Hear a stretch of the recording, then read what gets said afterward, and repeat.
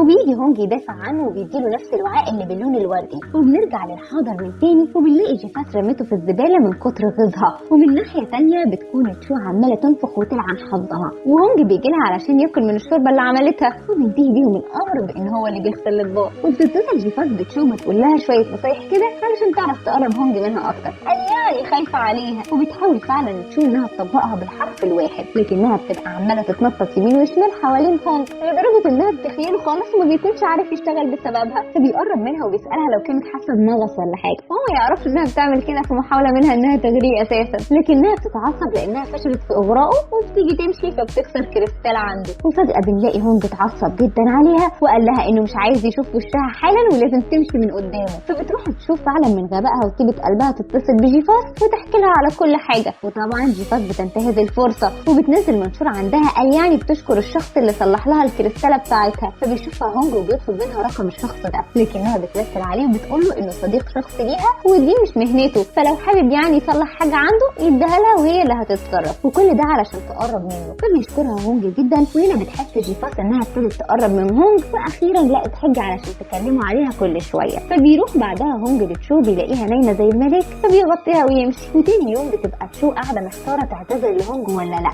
لكن بتاخد اخيرا القرار وبتقرر انها تعتذر. حتى من ناحيه تانيه بيكون هونج بيتكلم مع جيفاس في انها توصل له الكريستاله المكسوره مع المندوب، لكنها بتقول له انها عملت له خدمه ولازم يشكرها عليها، وبتطلب منه انه يعزمها على العشاء في بيته. في الوقت ده بتدخل تشو ما بتعتذرش اصلا زي ما كانت مقرره، فبيقول لها هونج ان جيفاس معزومه عندهم النهارده ولازم تحضر لها اكل كويس، وبيبقى عايز يغيظها بس بيتفاجئ انها بتوافق عادي وبتسيبه وتمشي. ولما بنيجي لوقت الاكل بتتفاجئ جيفاس ان تشو موجوده وبيحاول هونج يبين لها انه بيحب تشو وبيمسك ايديها قدامها. فبتكشف جيفاس عن انيابها وبتطلع الكريستاله في الوقت المناسب، لكنها بتتصدم لما بتلاقي هونج اخدها منها واداها لتشو. وهنا جيفاس ما بتستسلمش وبتقرر توقع ما بينهم وبتعاتب تشو قصاد هونج على اساس يعني انها بتسالها وبتقول لها هي دي بقى الكريستاله اللي قلتي عليها تافهه ومش مهمه. وهنا تشو بتبقى مصدومه ومش بتعرف ترد، وكمان هونج بيتضايق. فبتعرفها جيفاس ان الكريستاله دي اهم حاجه في حياه هونج لانه متورثها عن جدوده، والمفروض بما انها هتكون زوجة الرئيس تهتم اكتر من كده بتحركاتها في البيت وما تكونش مهمله في كل حاجه، مره تجيب له مغص بسبب اكل خطا ومره تكسر له اهم حاجه في حياته. فبتحزن تشو بتسيبهم وتمشي، وبيدخل وراها هونج علشان يصالحها، لكنها بتبقى بتبكي وبتقول له ان المفروض كان يعرفها تاريخ عيلته كويس قوي علشان ما تتعرضش للتوبيخ من حد. فبيبص لها كده وبيسالها لو كانت بتغير عليه يعني، لكنها طبعا بتنكر. وبنحس هنا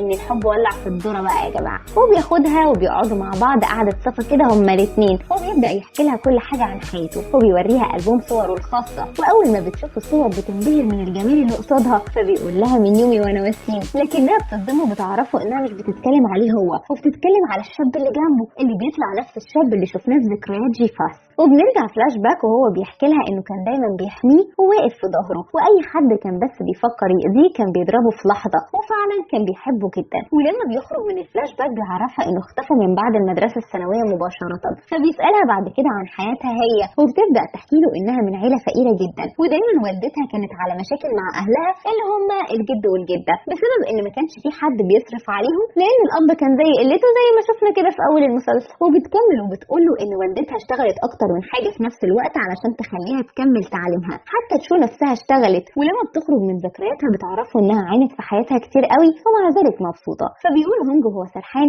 انه مش هيخليها تعاني مره تانية ابدا. وبنشوف تشو تاني يوم وهي مع هيو في المطعم وبيسالها لو هي ملهاش اخت اكبر منها، لكنها بتاكد له انها بنت وحيده لا اخت ولا اخ ولا اساسا عيله. ولما بتيجي تاكل بيلاحظ عليها انها بتقول له ان عندها حساسيه من الخردل اللي في الاكل، وهوب بيقطع عليهم قعدتهم الاستاذ هونج وبيتصل بيها وهو متعصب جدا وبيتهمها انها بتخونه وبتوعد راجل غيره. فبتخرج تكلمه بعيد بسبب صوت العالي جدا عليها وبتقول له انها هتخونه في حاله واحده بس، انهم يكونوا مرتبطين اصلا. وبعدها بتساله هي الضحكه من الودن دي للودن دي لو يعني كان بيغير عليها، بس بيقول لها تبطل دلع وتيجي تحتفل بعيد ميلاده معاه علشان الجده اكيد هتبقى مراقباهم في الكاميرات. فبتستاذن تشو من هيو وبتعرفوا انها هتمشي ضروري. وبعد ما بتمشي بيشك هيو انها دي تبقى حبيبته اساسا لان حتى نفس حساسيه الاكل بتكون عندها. ومن ناحيه ثانيه تشو بتروح لهونج اللي بيبقى مستنيها ومتضايق جدا انها ما عرفتش عيد ميلاده، فبتجري تشو بتروح تجيب له كده كورتين من عندها وبتقلب الصاله ولا كانها مسرح البالون، وبتفضل تعمل له حركات دائريه في ايده. قال يعني لما بيعمل كده حظه هيبقى حلو والدنيا هتشبرقه فلوس، لكنه بيقول لها انه مش ناقص فلوس، بس في ناس ناقصها تربيه لانها بتسهر مع راجل غريب وهي مخطوبه،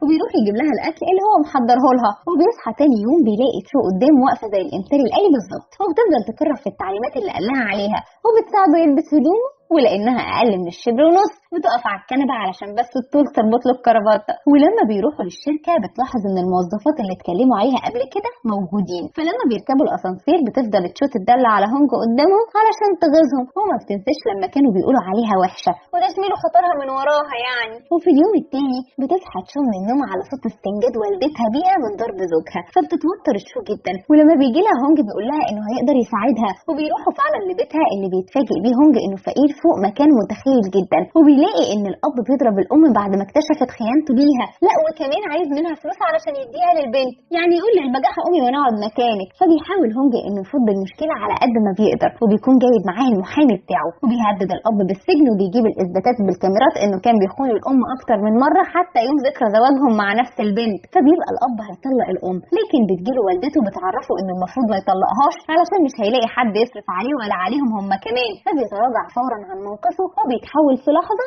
لأطيب خلق الله، وبيفضل يتحايل عليها ويفكرها بالعشره اللي بينهم علشان ما تتطلقش. وفي اللحظه دي هونج بيطلب من الام انها تقول قرارها، ولان الام كرامتها فوق كل شيء فبتصمم على الطلاق. وهنا بياخد هونج الام وتشو وبيروحوا معاه للبيت، وبيعرفها بطيبه قلبه انها هتعيش معاهم وتعتبر البيت بيتها. وطبعا هي ما بتكونش عارفه الاتفاق اساسا اللي ما بين تشو وهونج. وبنلاحظ فعلا ان شخصيه هونج مختلفه عن ما كنا عارفين زي ما شفناه في اول المسلسل خالص، بس بنتفاجئ بعد كده ان البنت اللي كانت مع الاب اساسا جيفاس اللي مسلطاها علشان تفضح حاله تشو قصاد الجميع، وبتديلها الفلوس اللي اتفقوا عليها. وفي اخر اليوم بنلاقيها بتتصل بهونج وبتهدده بالطريقه في انها هتفضح امر عائله تشو لانه مش هيليق بمشاركتها معاه، وبتطلب تقابله. وفعلا بتبعت له رساله تاني يوم بعد ما بيروح الشركه، وبتعرفه انها في الجراج، ومن كتر خباثتها فعلا بتكون مسلطه مصور يلقط لها صوره وهي معاه، وبتعمل نفسها بتقع، وبتقول له انها كانت مضطره تقول له كده في التليفون علشان يرضى يقابلها لانها محضره له كلام مهم جدا. وبتعرفه ان عيله تشو مش هم العيله الحقيقيه ليها، والاب ده هيبقى والدها البيولوجي مش اكتر. بس بيفاجئها انه يعرف عنها كل حاجه، وبعدها بتعزمه على عيد ميلادها، بس لما بيرفض بتقول له انها هتعزم تشو وهتعرفها حقيقه اهلها ايه. وهونج علشان بيحب تشو ما بيحبش انها تعرف حقيقتها، فبيوافق فورا انه يجي لها عيد الميلاد، وبيقول لها ان من بعدها تكتم على السر ده خالص. وتاني يوم بنلاقي الاخبار كلها بتنشر صور جيفاس وهونج، وبيقولوا انها خطيبته الحقيقيه وتشو هي اللي اخدته منها. وبتتعرض تشو للهجوم الكبير من كل فئات المجتمع. ولما هونج بيتصل بجيفاس علشان تطلع تقول تصريحات وتنفي خبر حبهم القديم، بتقول انها لازم تسيب الاشاعه فتره لان من وقتها وحجم مبيعاتهم زادت جدا، والمفروض يكون بيزنس مان ويفكر في الموضوع بشكل عملي اكتر من المشاعر والكلام الفارغ ده. فبيقفل معاها وهو غضبان جدا، وبيتصل بالمحامي الخاص بيه علشان يراقب جيفاس كويس ويعرف تفاصيل حياتها. ومن الناحيه الثانيه هيو بيروح لبيت تشو وبيتاكد انهم مش عيلتها الحقيقيه، وهنا بنكتشف ان خطيبته اللي ماتت في الحادثه وكانت شبه تشو جدا تبقى فعلا اختها. وفجاه من ناحيه ثانيه بتنتشر اخبار عن حمل جيفاس من هونج، لانها بتكون قصده تبين انها بتحس بغثيان اثناء التصوير، فبيتضايق هونج اكتر. ولما بنروح لتشو بنلاقي هيو معاها، واثناء ما بتكون تحت تاثير الكحول بتعترف له ان علاقتها بهونج علاقه تمثيليه علشان بس جدته، وبيفرح هيو جدا وقتها. بس المهم اننا بنعرف اخيرا مين هي جيفاس، وبتطلع انها صديق هونج ايام الثانوي، لكنه اتحول وبقى بنت بسبب ميوله الجنسيه اعوذ بالله. فبيتصل بيها هونج او بي، بقينا متلخبطين الصراحه، وبيطلب يقابلها او يقابله. المهم انهم بيواجهوا بعض اخيرا، وبنعرف انه كان بيحب هونج جدا لكن بسبب ميوله عمل عمليه تجميل علشان يقرب له. بس هونج بيقول انه بيحب تشو جدا ومش مستعد يتخلى عنها لاي سبب كان. واخيرا بتصلح جيفاس كل حاجه اتعملت بسببها، وبنشوف هونج وهو رايح يعترف لتشو بحبه ليها، وبيعرض عليها الجواز الحقيقي وانه يحقق امنيه جدته ويجيبوا لها احلى حفيد. ولحد هنا بينتهي ملخصنا النهارده. اتمنى المسلسل يكون عجبكم. نشوفكم بقى في ملخص جديد. سلام.